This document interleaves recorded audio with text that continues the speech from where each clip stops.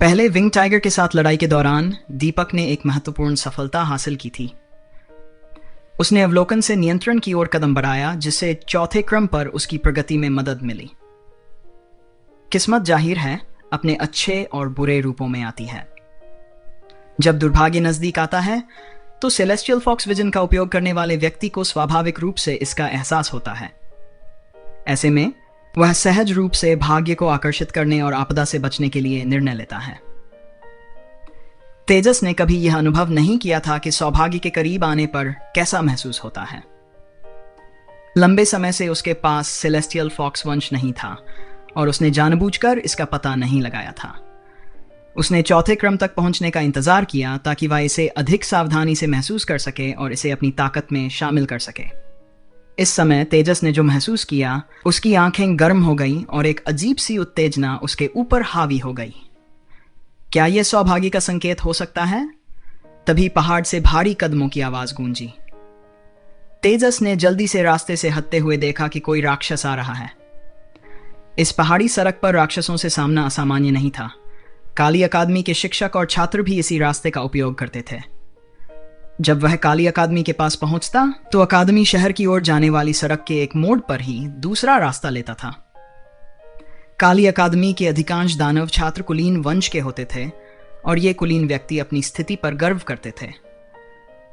वे आमतौर पर अकादमी शहर के जागीरदारों के साथ शालीनता से पेश आते थे, खासकर जब अकादमी शहर खुद काली अकादमी की सेवा के लिए मौजूद था।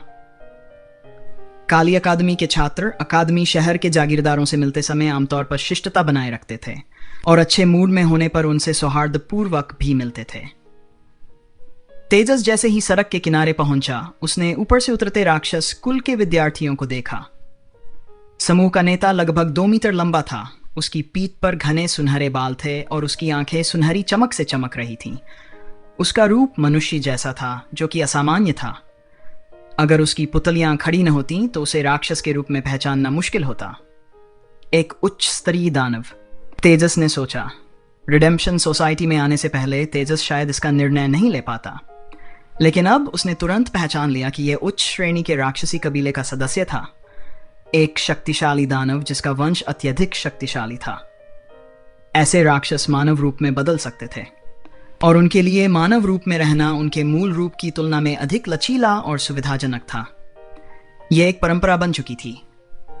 यह भी माना जाता था कि मनुष्य राक्षसी और अप्सरा कुलों के अधीन हो सकते थे और कभी कभी राक्षस कुल मानव स्त्रियों को प्राथमिकता देते थे। यह आंशिक रूप से इसी कारण से था कि राक्षस कबीले में मान्यता थी कि मनुष्य उनके वंशज हैं, जिनकी वंशावली अधूरी है। उन्हें मानव रूप धारण करने की क्षमता विरासत में मिली थी, लेकिन राक्षसों जैसी शक्तिशाली शक्ति नहीं थी।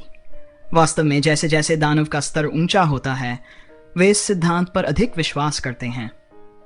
निस्संदेह राक्षस कुल का यह युवा सदस्य बेहद आकर्षक था और उसके साथ चल रहे अन्य राक्षस स्पष्ट रूप से उसे अपना नेता मानते थे। लेकिन इस समय तेजस की निगाहें उस स्वर्ण रक्त वाले राक्षस पर नहीं ठहरी, बल्कि उसने अपने ध्यान को एक अलग व्यक्ति पर केंद्रित किया। तेजस की निगाहें उस सुनहरे बालों वाले राक्षस के बगल में खड़े व्यक्ति पर ठहरी। मन में एक अजीब सा ख्याल उभरा। बार बार मैं भीड़ में उसे व्यर्थ ही खोजता हूं, लेकिन जैसे ही मैं अपना सिर घुमाता हूं, वह अचानक वहां मिल जाती है जहां लालटेन की रोशनी धीमी पड़ रही होती है। वह बेहद सुंदर लड़की जो सुनहरे बालों वाले राक्षस के साथ चल रही थी और काली अकादमी की वर्दी पहने हुए थी, वही आन्या थी जिसे तेजस इतने दिनों से खोज रहा था। उसके लंबे बाल हवा में लहराते हुए, लेकिन चेहरे पर कोई भाव न देखकर तेजस को मानो एक सच्चाई का आभास हुआ। आन्या की मां ने उसे धोखा नहीं दिया था। आन्या वास्तव में स्कूल जा रही थी, लेकिन यह कोई सामान्य मिडिल या प्राथमिक स्कूल नहीं था। वह काली शहर की सबसे प्रतिष्ठित उच्च स्तरीय अकादमी काली अकादमी में पढ़ रही थी। तेजस के विचार एकदम स्पष्ट हो गए। आन्या एक मानव जागीरदार थी और उसकी दिव्य चेतना ने इसे सही साबित कर दिया। हालांकि तेजस को नहीं पता था कि आन्या के पास किस प्रकार का राक्षसी ईश्वर परिवर्तन था। इस क्षण में ऐसा लग रहा था कि एक मानव जागीरदार के रूप में वह सुनहरे वंश वाले युवा राक्षस छात्र के साथ चल सकती है और उसकी स्थिति भी कम प्रभावशाली नहीं थी। काली शहर में उसके परिवार की चाय की दुकान स्थित होने के तथ्य के साथ आन्या की पृष्ठभूमि अब स्पष्ट हो गई थी। ये कोई आश्चर्य की बात नहीं थी कि उसके पिता एक बहुत शक्तिशाली वंश से थे और उनका खानदान ऊंचा था। यही बात उसकी हैसियत और काली अकादमी में उसके दाखिले का कारण हो सकती थी। जैसे ही तेजस की समझ में आया और उसने सत्य को पहचान लिया, अचानक उसकी दृष्टि अंधकार में हो गई। तुम क्या देख रहे हो? क्या तुम राजकुमार को देखने के योग्य हो? एक विशालकाय आकृति उसके सामने खड़ी हो गई, जिसका हाथ पंखे के आकार का था और सूरज की रोशनी को रोकते हुए सीधा उसके सिर तक पहुंच रहा था। तेजस ने सहज रूप से पीछे हटते हुए हवा में हाथों को दबाया। एक तेज हवा का झोंका उसे पीछे की ओर धकेल दिया, जिससे वह उस विशालकाय आकृति की पकड़ से बच गया। तुम्हारी हिम्मत चकमा देने की? बलवान राक्षस छात्र ने दहाड़ते हुए तेजस को रोकते हुए कहा। उसकी आंखों में कोई दया नहीं थी। बस बस, एक अधिकारपूर्ण आवाज गूंजी। मांसल दानव छात्र तुरंत रुक गया और काली अकादमी के अन्य छात्र भी वहीं रुक गए। तेजस की नजरें केवल आन्या पर केंद्रित थीं। उसने देखा कि आन्या की भौहें थोड़ी सिकुड़ी हुई थीं और उसके बगल में खड़ा सुनहरे बालों वाला दानव छात्र मुस्कुराते हुए बोला, गुस्सा मत हो लिटिल बियर, चलो। शुरू से अंत तक उसने तेजस की ओर एक नजर भी नहीं डाली। आन्या ने अपने मानव होने के नाते तेजस को नकार दिया, जो कि एक साधारण जागीरदार था। जब आन्या ने सहजता से तेजस की ओर देखा तो उनकी नजरें मिल गई। तेजस का दिल अचानक कांप उठा। आन्या की आंखों में आश्चर्य का भाव था, जैसे उसे कुछ जाना पहचाना सा महसूस हो रहा हो। लेकिन पिछले 2 महीनों में तेजस के महत्वपूर्ण बदलावों के कारण वह उसे तुरंत पहचान नहीं पाई। तेजस, जो 3 जन्मों से अधिक अनुभव के साथ था, को इस समय और भी शांत रहना चाहिए था, लेकिन उसे आन्या के आसपास के लोगों को पीटने और अपनी लालसा को कम करने की तीव्र इच्छा महसूस हुई। उसने अनजाने में अपनी मुट्ठियां भींच ली।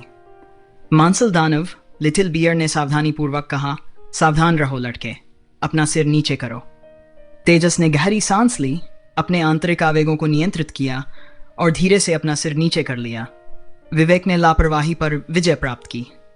उसने जान लिया कि जब तक वह अपनी दिव्य चेतना का आह्वान नहीं करता, तब तक वह काली अकादमी के इन शीर्ष छात्रों का सामना नहीं कर सकता था। और यदि वह जीत भी गया तो इसका क्या लाभ होगा? आन्या उसे कैसे देखेगी? तभी उसे अचानक एहसास हुआ, क्या सुनहरे बालों वाला लड़का आन्या के करीब आने की कोशिश कर रहा है? लेकिन अगले ही पल उसने इस विचार को खारिज कर दिया। आन्या केवल 13 या 14 साल की थी। ये छात्र उससे अधिक उम्र के नहीं थे। वे इस तरह के रोमांस की संभावना नहीं रखते थे, और अगर उनके मन में ऐसा कोई विचार आया भी तो काली अकादमी उन्हें इस तरह की इजाजत नहीं देगी। इसके अलावा आन्या और सुनहरे बालों वाले लड़के के बीच कोई अंतरंगता नहीं थी। वे बस साधारण सहपाठी थे। हालांकि तेजस अब भी चिंतित था, लेकिन इस तरह सोचने पर उसे तसल्ली मिली।